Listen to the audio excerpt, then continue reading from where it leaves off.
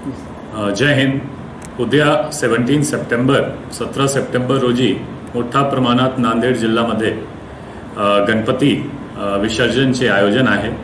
त्यामध्ये जवळपास 2500 गणपती मंडळ पूर्ण नांदेड जिल्ह्यामध्ये विसर्जनसाठी जाणार आणि त्यासाठी एक आमचे नांदेड पोलीस पूर्णपणे तयार आहे। आमचे जवळपास 220 अधिकारी, 1500 जवान, 1500 स्टाफ,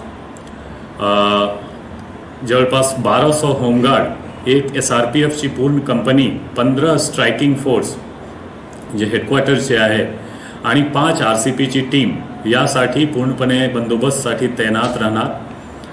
आणि आमची जे नियोजन आहे, जे काही प्रोबेबल डिस्टर्बिंग एलिमेंट होता त्यामध्ये जवळपास 2500 असा लोकांवर आम्ही प्रतिबंधक कारवाई वेगवेगळी केलेली आहे। त्यापैकी जवळपास 150 यांना आम्ही विविध कलमानुसार हद्दपारची कारवाई सुद्धा केलेली आहे।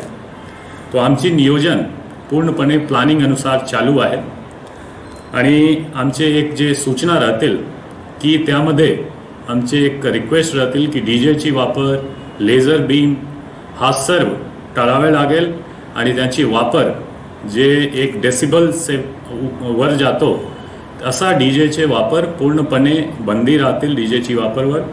आणि जर असा सापडला तर त्यावर जे काही प्रतिबंधक जे काही कानूनी कारवाई आहे ते आपण करणार।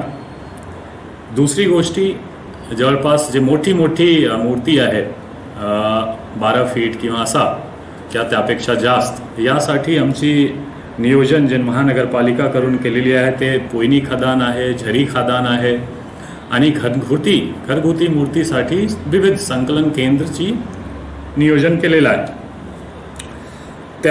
त्याचबरोबर 9 मार्ग आहे जे वाहतूकसाठी उद्या बंद राहणार आणि त्यासाठी 9 पर्याय मार्गची व्यवस्था आम्ही केलेली आहे। आणि एक शेवटचं असं आव्हान राहणार की जर काही इश्यू होत आहे, काही प्रॉब्लेम होत आहे, काही इश्यू झालेला आहे मिरवणूकमध्ये किंवा 2 समाजमध्ये काही वाद झालेला आहे, तो कोणीही कानून हातमध्ये तुम्ही घेऊ नका, कोणीही रिॲक्ट किंवा रिस्पॉन्स स्ट्रॉंगली तुम्ही करू नका। त्यासाठी पोलीस यंत्रणा पूर्णपणे तयार आहे आणि आम्ही स्ट्रॉंगेस्ट पॉसिबल ॲक्शन घेणार। फक्त तुम्ही पोलीसला इन्फॉर्म करा आणि वेट करा पोलीस रिस्पॉन्ससाठी। कोणीही स्वतः रिस्पॉन्स किंवा रिॲक्ट करणार नाही, कोणीही समाज असो।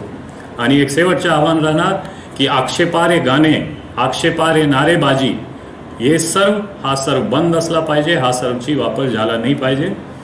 आणि मी कॉन्फिडंट आहे की नांदेडची जनता जे मागच्या वेळी सुद्धा मी बघितला होता, पूर्णपणे शांतीपूर्णपणे आपण करू, काही प्रॉब्लेम होणार नाही। आणि परत एक बार सर्वांना खूप खूप शुभेच्छा। विसर्जनची, पुढच्या जे ईद ए मिलादची जुलूस राहणार त्यासाठी सुद्धा पूर्ण नांदेडकरांना खूप खूप शुभेच्छा आणि धन्यवाद। जय हिंद।